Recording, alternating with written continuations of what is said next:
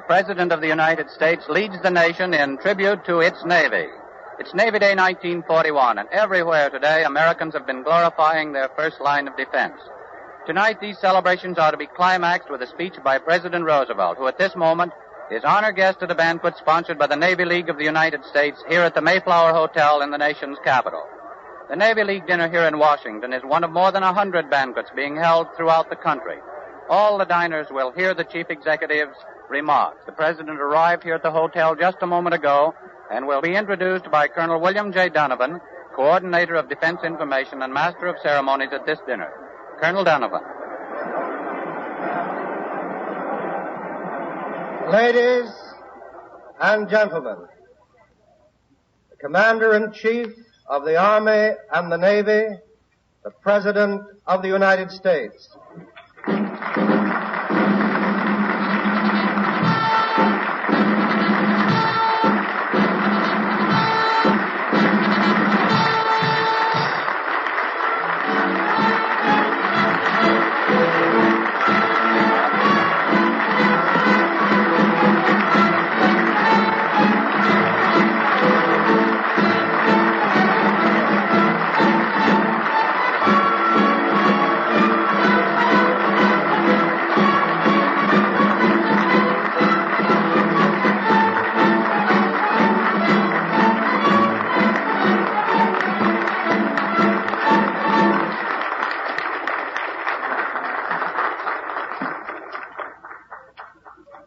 Colonel Donovan, ladies and gentlemen.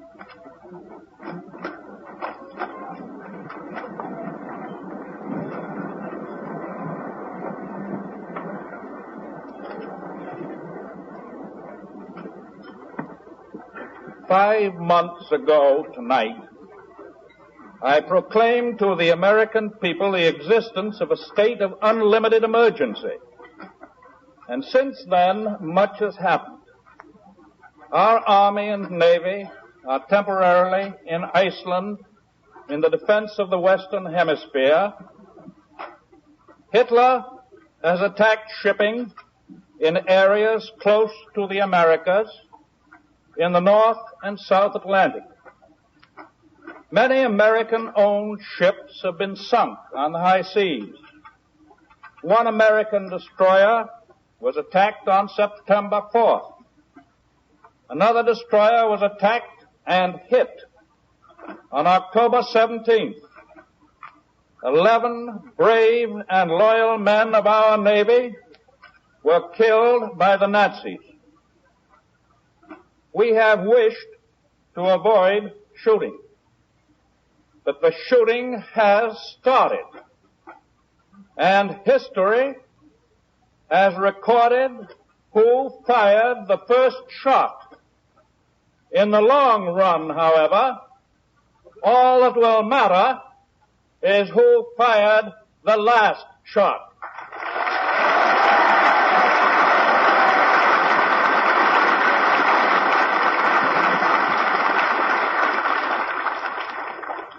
America has been attacked.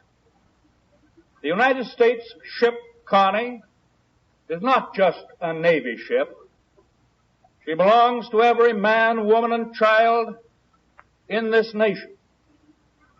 Illinois, Alabama, California, North Carolina, Ohio, Louisiana, Texas, Pennsylvania, Georgia, Arkansas, New York, and Virginia.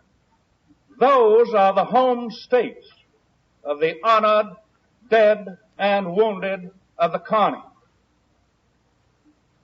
Hitler's torpedo is directed at every American, whether he lives on our coasts or in the innermost parts of the country, far from the seas and far from the guns and tanks of the marching hordes of would-be conquerors of the world.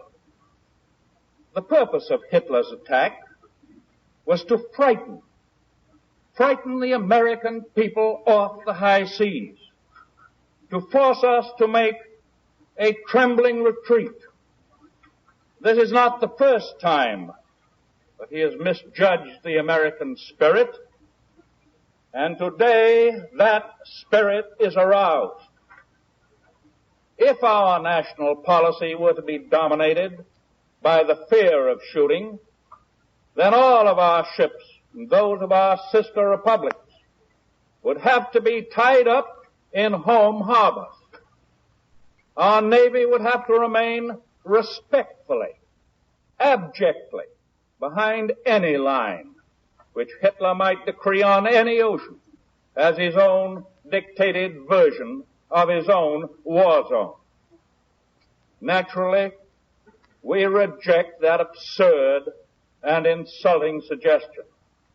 We reject it because of our own self-interest, because of our own self-respect, and because, most of all, of our own good faith. Freedom of the seas is now, as it always has been, a fundamental policy of your government and mine. Hitler has often protested that his plans for conquest do not extend across the Atlantic Ocean, but his submarines and raiders prove otherwise. And so does the entire design of his new world order. For example, I have in my possession a secret map made in Germany by Hitler's government, by the planners of the new world order. It is a map of South America and a part of Central America as Hitler proposes to reorganize it. Today in this area, there are 14 separate countries. But the geographical experts in Berlin have ruthlessly obliterated all existing boundary lines.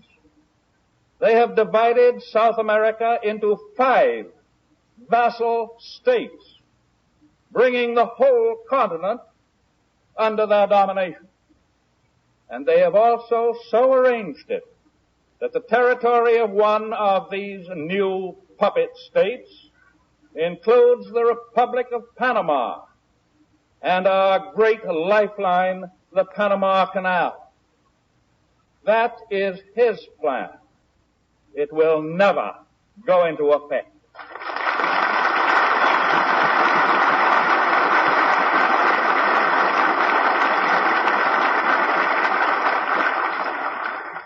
And that map, my friends, makes clear the Nazi design not only against South America, but against the United States as well.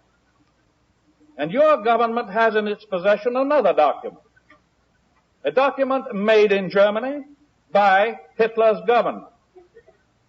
It is a detailed plan, which for obvious reasons the Nazis did not wish and do not wish to publicize just yet, but which they are ready to impose a little later on a dominated world if Hitler wins.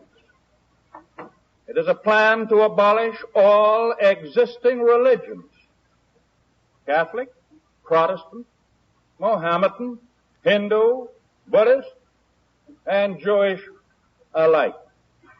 The property of all churches will be seized by the Reich and its puppets. The cross and all other symbols of religion are to be forbidden. The clergy are to be ever liquidated, silenced under penalty of the concentration camp, where even now so many fearless men are being tortured because they have placed God above Hitler. In the place of the churches of our civilization, there is to be set up an international Nazi church, a church which will be served by orators sent out by the Nazi government. And in the place of the Bible, the words of Mein Kampf will be imposed and enforced as Holy Writ. And in the place of the cross of Christ will be put two symbols, the swastika and the naked sword. The God, a God, of blood and iron, will take the place of the God of love and mercy. Let us well ponder that statement which I have made tonight. These grim truths which I have told you of the present and future plans of Hitlerism will of course be hotly denied tonight and tomorrow in the controlled press and radio of the Axis powers. And some Americans, not many, will continue to insist that Hitler's plans need not worry us, that we should not concern ourselves with anything that goes on beyond rifle shot of our own shores. The protestations of these few American citizens will, as usual, be paraded with applause through the Axis press and radio during the next few days in an effort to convince the world that the majority of Americans are opposed to their duly chosen government, and in reality are only waiting to jump on Hitler's bandwagon when it comes this way. The motive of such Americans is not the point at issue. The fact is that Nazi propaganda continues in desperation to seize upon such isolated statements as proof of American disunity. The Nazis have made up their own list of modern American heroes. It is, fortunately, a short list, and I am glad that that list does not contain my name.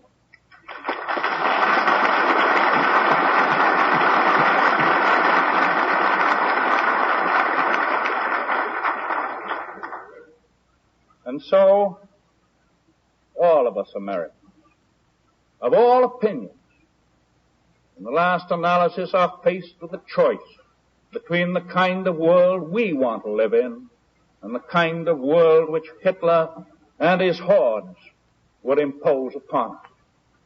None of us wants to burrow under the ground and live in total darkness like a comfortable mole.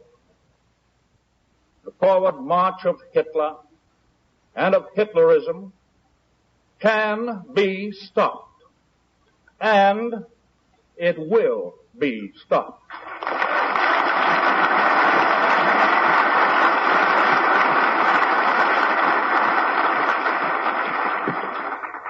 Very simply and very bluntly, we are pledged to pull our own oar in the destruction of Hitlerism. And when we have helped end the curse of Hitlerism, we shall help to establish a new peace which will give to decent people everywhere a better chance to live and prosper in security and in freedom and in faith. Every day that passes, we are producing and providing more and more arms for the men who are fighting on actual battlefronts. That is our primary task. And it is the nation's will that these vital arms and supplies of all kinds shall neither be locked up in American harbors nor sent to the bottom of the sea. It is the nation's will that America shall deliver the goods. In open defiance of that will, our ships have been sunk and our sailors have been killed. And I say that we do not propose to take this lying down.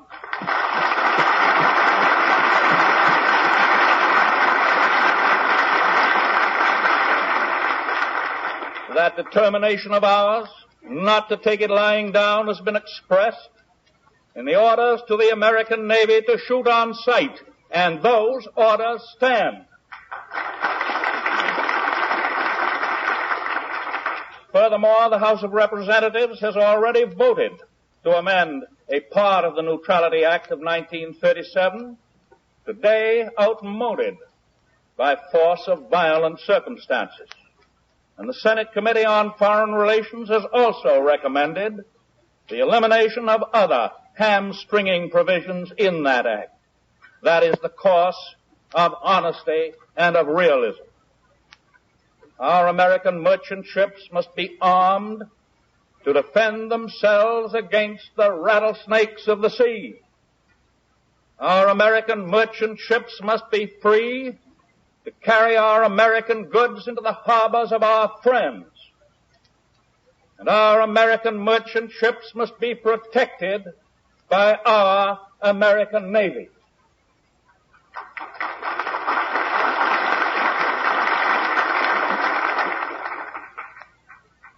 In the light of a good many years of personal experience, I think that it can be said that it can never be doubted that the goods will be delivered by this nation whose Navy believes in the tradition of damn the torpedoes, full speed ahead.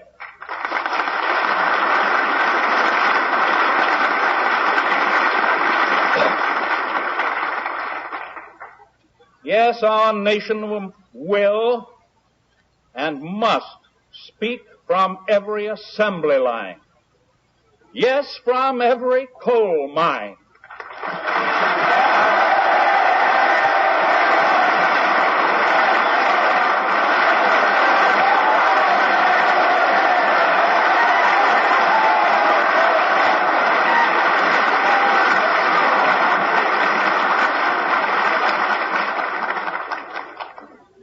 The all-inclusive whole of our vast industrial machine.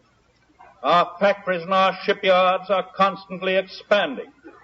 Our output must be multiplied. That output cannot be hampered by the selfish obstruction of any small minority, a small but dangerous minority of industrial managers who perhaps hold out for extra profits or for business as usual. And it cannot be hampered by the selfish obstruction of a small but dangerous minority of labor leaders who are a menace.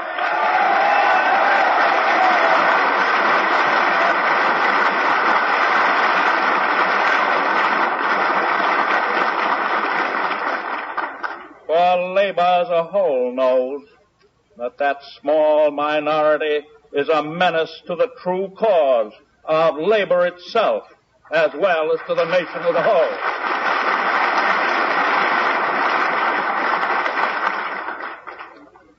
And so the lines of our essential defense now cover all the seas.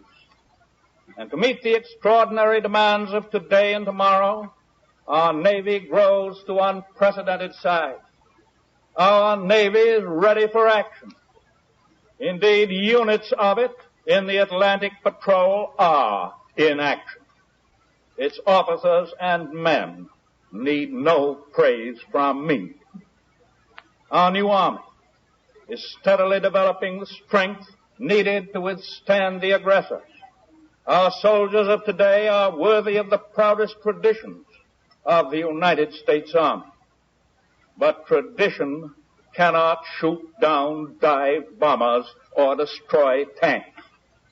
That is why we must and shall provide for every one of our soldiers equipment and weapons, not merely as good, but better than that of any other army on earth. And we're doing that right now.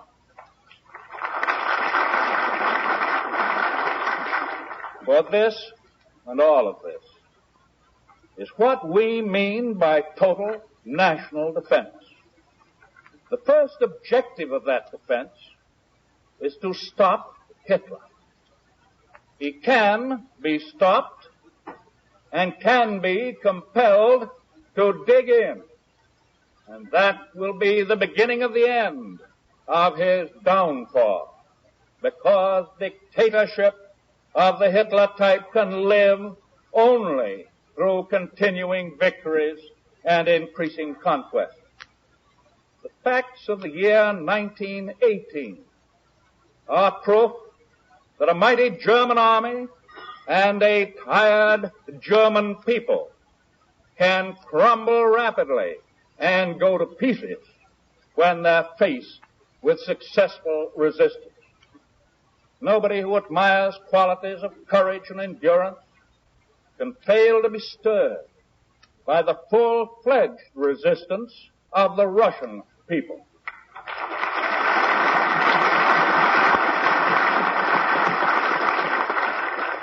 The Russians are fighting for their own soil and their own homes. Russia needs all kinds of help, planes and tanks and guns and medical supplies and other aids toward the successful defense against the invader. From the United States and from Britain, she is getting great quantities of these essential supplies, but the needs of her huge armies will continue, and our help and British help will also continue. The other day, the Secretary of State of the United States was asked by a senator to justify our giving aid to Russia. His reply was, the answer to that, Senator, depends on how anxious a person is to stop, to destroy the march of Hitler in his conquest of the world. If he were anxious enough to defeat Hitler, he would not worry about who was helping to defeat him.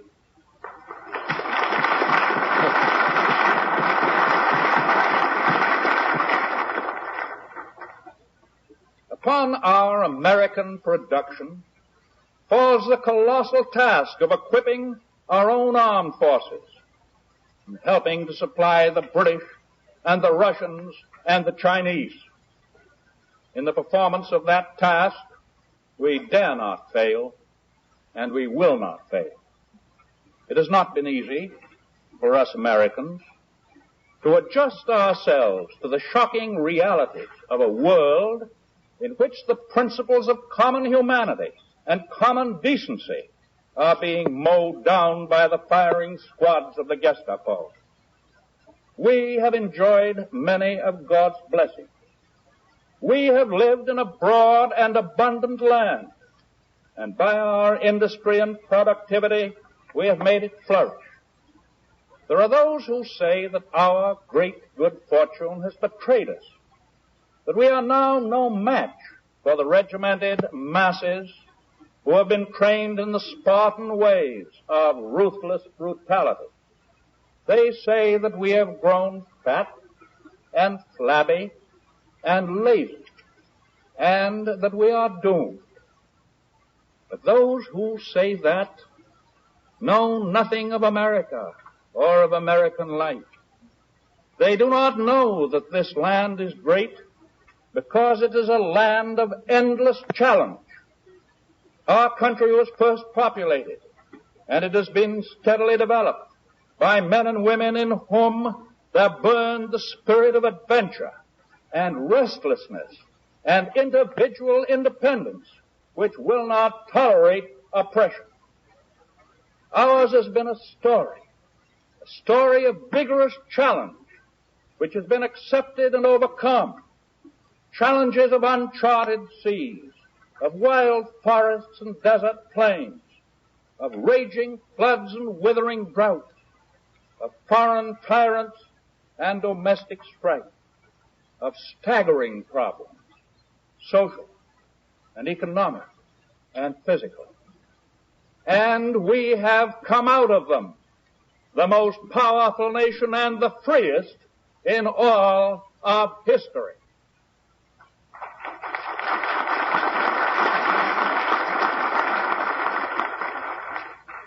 Today, in the face of this newest and greatest challenge of them all, we Americans have cleared our decks and taken our battle station.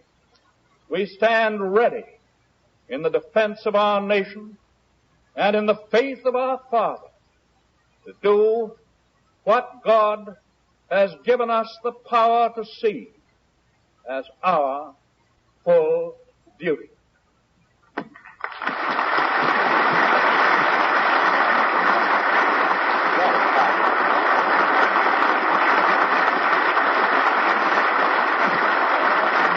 Ladies and gentlemen, on the occasion of Navy and Total Defense Day 1941, the President of the United States has given a message to the nation. His speech climaxed Navy Day celebrations throughout America in recognition of and in honor of our great Navy.